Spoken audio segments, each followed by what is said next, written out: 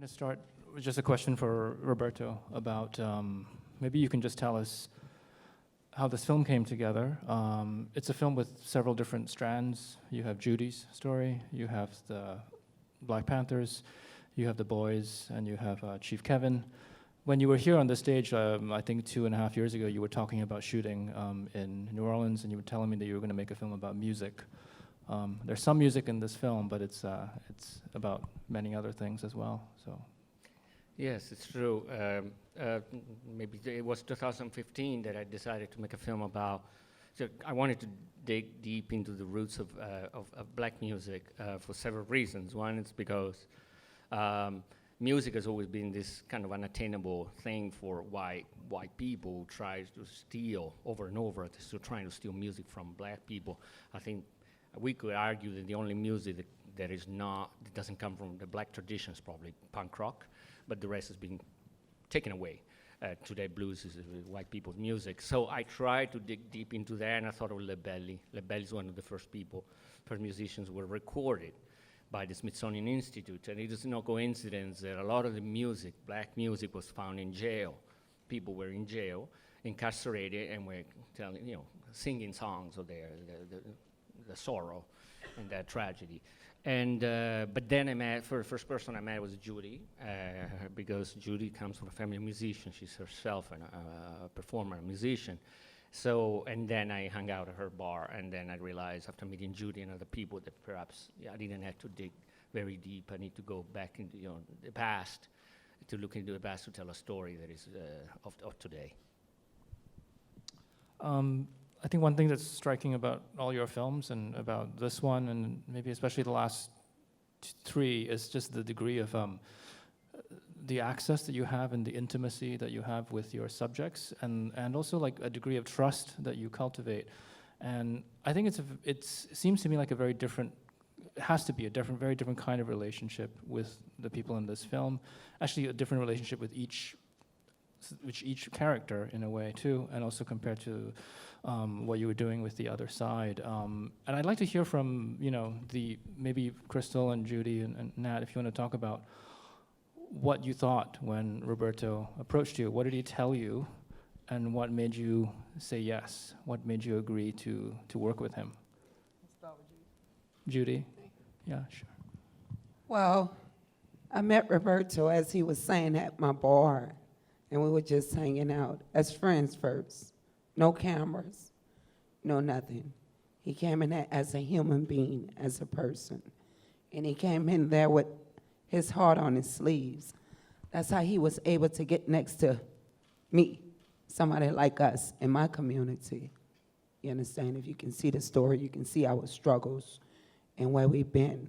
But when we met Roberto and his friends and all, I mean, like I say, he came in with his whole heart. And he was able to, we accepted. It was beautiful. We were friends first for a good while. It wasn't no cameras or anything. Yes. And it was easy to say yeah then, it's very easy. He came with love. Yeah. Black power, power to the people. Well, for me, the reason why we decided to do this film with Roberto, we had been approached after the Alton Sterling demonstration in 2016.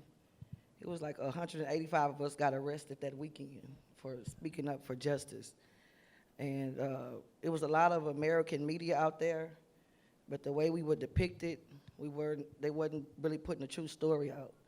And then when Billiana reached out from New Orleans, I'm from New Orleans, and said that these folks from Europe wanted to cover what was going on, we thought, okay, well, this would be probably a good way to expose what's going on to us in America, because this is something that we go through every day that gets whited out in Western media, in American media.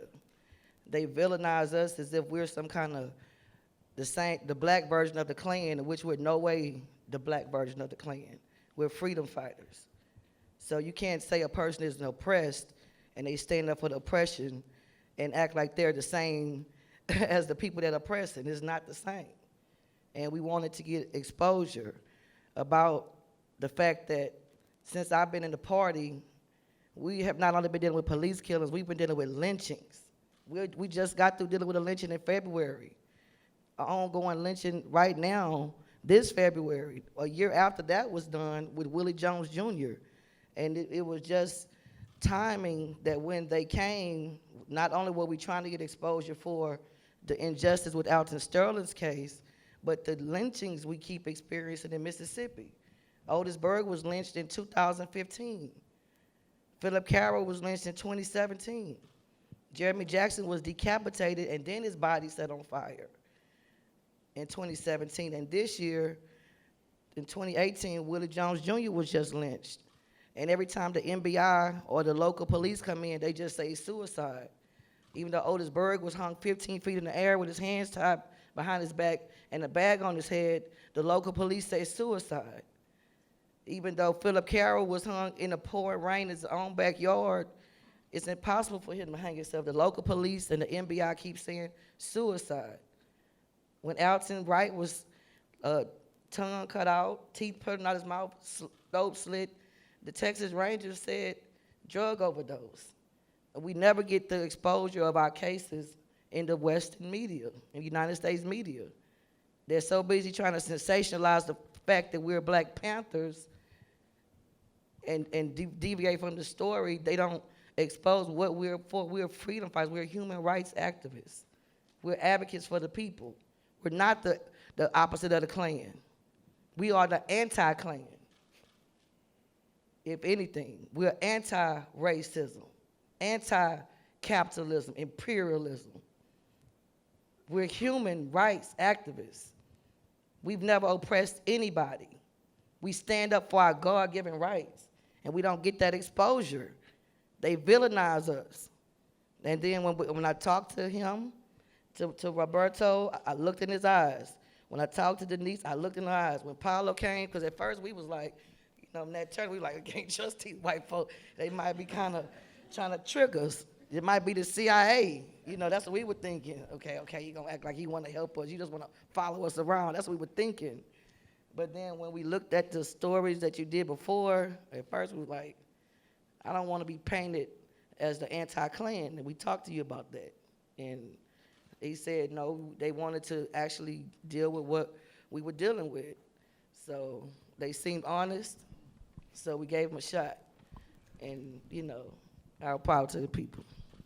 Yeah, that's great. I want to follow up just a little bit, just to say that I think the way I approached it, and when I talked to Crystal and the Panthers, and even with all the people involved in the film, is that, I was aware of the fact that, I wasn't looking for an alliance. I'm a white guy, and in several situations, I've been reminded of that.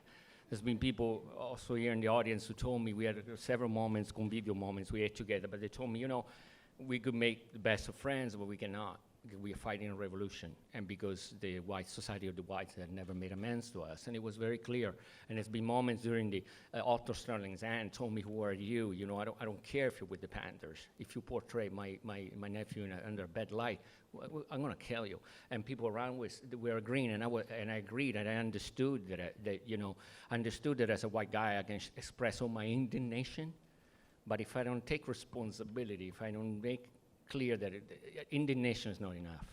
It needs an assumption of responsibility, and again, we can talk about that, but I know that indignation doesn't make me a friend of Black people, because there's more than that. Indignation is not enough. Like lesser equality is not equality. It's pretty much the same principle. So I think I approached the film and all the people in it with that attitude, and I hope perhaps it went through, and people felt that I wasn't looking to be a hero of Black America, because I'm not. I'm a white guy.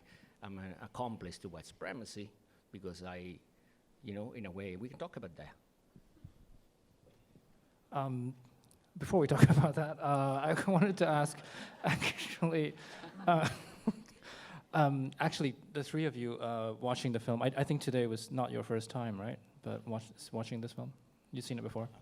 I saw it on the On a laptop. Okay, so first time in a cinema. First time seeing it. So. I'm curious what your response is, because obviously the film is not just about your experience and what, how you represent it, but there's other lives, other characters, other moments that are captured. So I'm wondering what you make of the film as a whole. Let me say this. It's a raw reality of real America. You have to look at how this country was founded.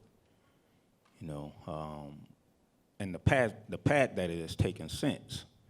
You couldn't possibly come here and almost wipe out indigenous black and brown people here from the top of Canada to the bottom of Chile.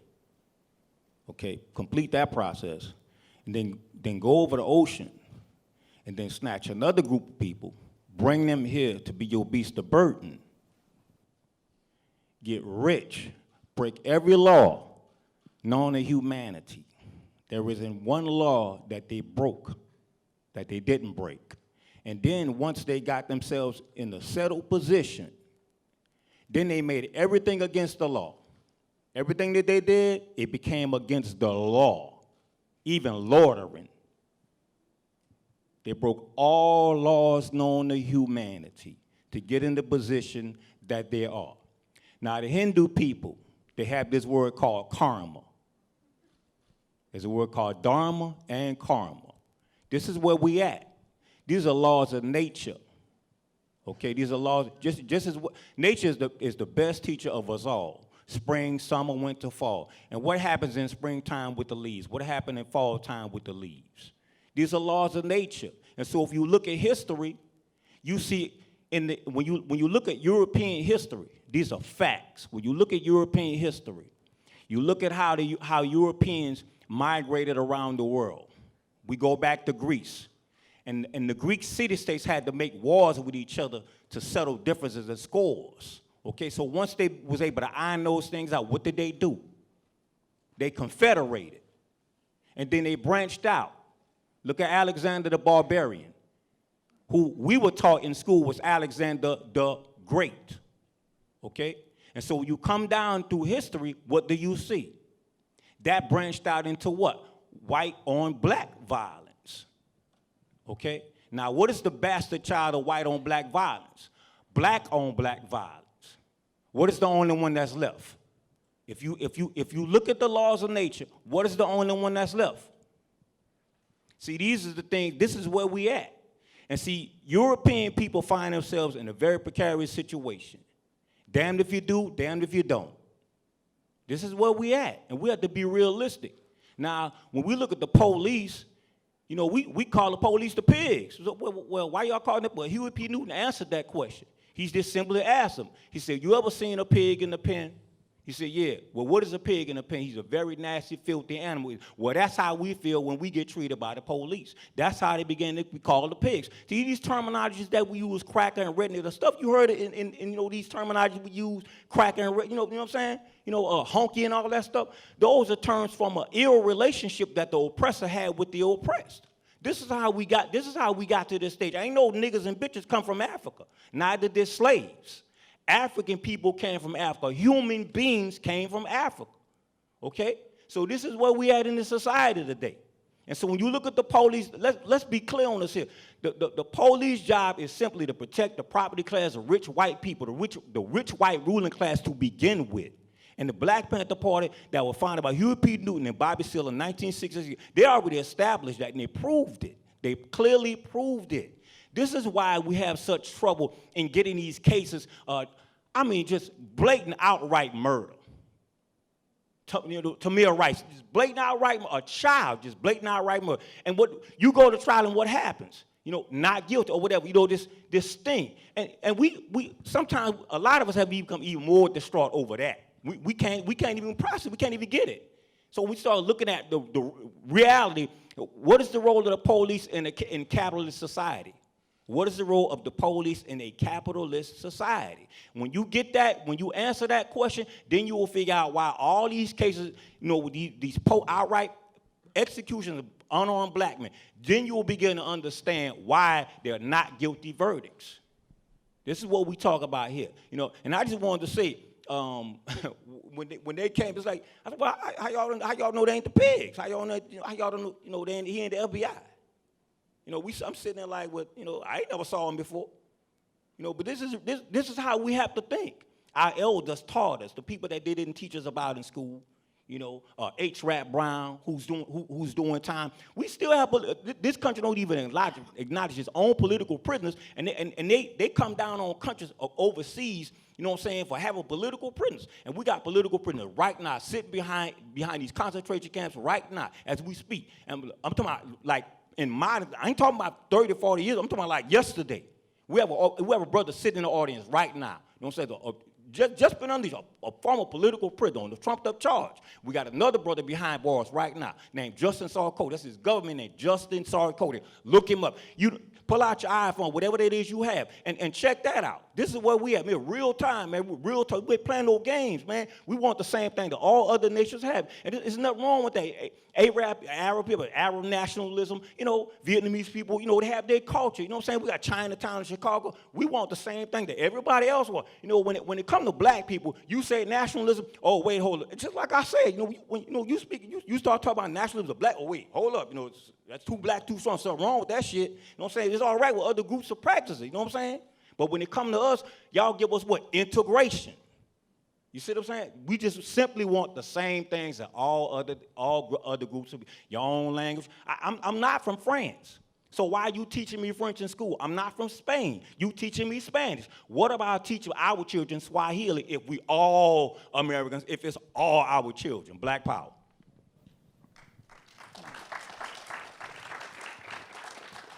I think I'm going to open it up because we don't have that much time, but we're actually very curious for audience reactions and questions. So if you want to raise your hand, we have microphones that will come to you. If anybody has a question or a comment. Yes, over there.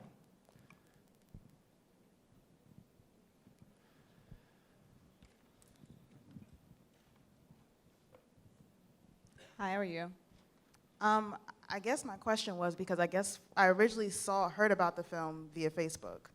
And when I saw the preview, I was trying to make my determination as far as what the film what it would mean. So watching it now, I saw a lot of symbolism, and I saw a lot of the imagery. I saw a lot of symbolism part of it. So I really want to know what was the purpose of writing the film. I understand that you said that you wanted it started off with music, and then you met Judy at the bar, but what exactly was the purpose of the film? What were you trying to get to, what audience were you trying to bring in? So first, I don't know if I understood well that you mentioned like when you were writing. I mean, there's no writing, obviously, it's all a work of observation. So my purpose was to really open, my camera and to document, observe as many stories as I could. And as I was filming, with not really a clear idea what the destination would be. I knew the journey. And, but then I started seeing something that perhaps in retrospect I should have known, right? All the parallelisms among the stories.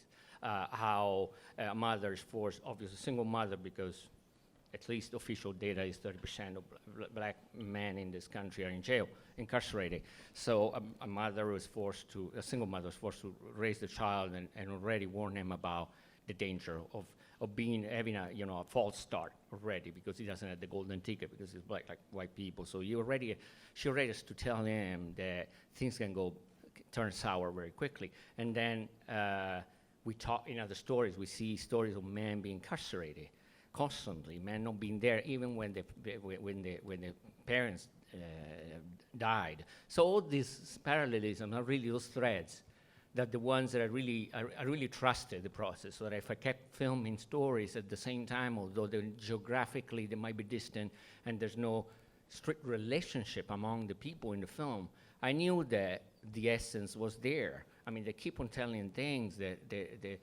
all the people, they talk about things that they resonate in the other stories. So really it's like that's what the film is. I wasn't trying to tell a story. Because as I said, I am not the most qualified person to tell a story about black people. But I was just trying to be open, and that's why I decided to listen. Because I think I think listening was the most important thing, and that's why this is the film, one of the, among the 5 films I made, this is the film where people talk the most. Because like Crystal said, you know, they haven't had a lot of chance to be heard, especially with the white media, Western media. So that's really what the purpose was. There's not really a purpose from me, but it was really me being at service, knowing that I know how to do this in a way. I know the craft, and I could put myself at service and be a listener and try to do the best to present a scenario. That is this. Yep. Would you wait for a microphone? Yep.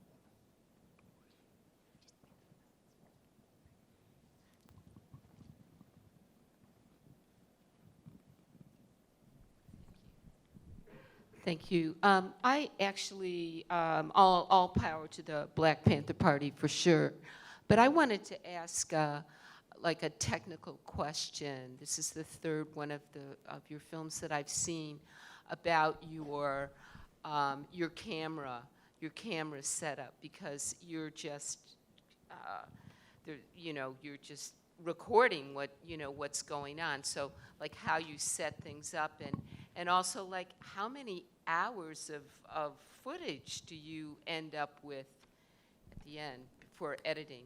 Thank you. In this case, about 150 hours. And there's not a setup per se, although there's something to say about that. I mean, I had it clear, first of all, that I wanted to make a black and white film. I'll try to be very quick, but the point, the essence of the answer is that color would have created a hierarchy of what's beautiful, what's not beautiful. Again, the Black Panthers are dressed in black. They usually, you see the rooms are empty. They're outdoors. It's not from a color standpoint, it wouldn't have been the most beautiful part of the film. And I needed to neutralize all that because the beauty in terms of color is a European thing. It's a white European thing. There's the roots of what we consider beautiful in terms of color. It belongs to us. It comes from pictorial arts. So I wanted to eliminate all that and create equanimity among the stories. So that's one point. Why am I saying this? Because yes, it's a work of observation, but there's a lot of rigor in doing this observation. As soon as I get to a place, me and Diego Romero, which is the director of photography, my longtime friend, we see the lighting conditions, what's available. We see what we can shoot. If things don't look good, meaning don't emphasize the beauty in the people that I'm filming and the strength in them, inherent in them, their bodies, their words, I don't film. So that's why I'm able to capture some footage that is aesthetically pleasing, at least to me, because I make a conscious choice. I trust that that moment will unfold some other time because we shoot for a long time. So that's how we work, because there's no preparation per se. It's one camera. We don't cut. So the card allows us to shoot for 90 minutes non-stop. So we shoot for 90 minutes each time. And it's me and Diego passing the camera on to each other. And then when we run out of space in the memory card, we just replace it. And everybody can keep going. And it's really not, I'm sitting in the passenger seat. They're in the driver's seat. But I take care of my craft very, very, very to the almost, particular detail. But there's nothing really prepared. There's no real setup except for really documenting and observing and following. But it's done with an eye, with a particular attention, to a certain aesthetics and form. I think we actually are out of time, but I just realized that, Judy, you didn't get a chance to answer the question that I was asking earlier about your response to the film, because I know you've presented the film now in Venice at the premiere, and then you also were in Toronto and now here, and I'm just curious, you've watched the film with an audience several times now, and would love to hear your thoughts.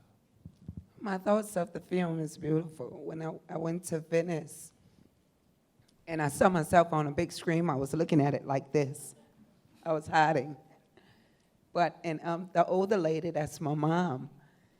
And my take on it is beautiful. I cried, I laughed, I scooted under the seat, I got back up. I did everything in my seat. And I just want to say this to Roberto. I appreciate Roberto. I appreciate this man for coming in our neighborhood and giving us a voice. We needed a camera. We needed to be heard. Somebody somewheres had to hear our cry. A lot of people walk past us. They don't know our struggle. They see, they don't even look back. They don't even reach back and ask, can I pick you up? We don't get that. So for this man and his wife and all their friends to come in our neighborhood and want to talk to us, better yet than to even put us on a camera and take all this time out and record. Roberto had no idea about how much I cuss, I'm sure. But he sat there. And, you know, and it mean the world to me. My cousin Michael, the guy smoking drugs, that's my first cousin. My little brother Eric in the light, my mom sitting at the kitchen table. That mean a lot to me. I'm 51 years old. We've been waiting on this shot for a minute.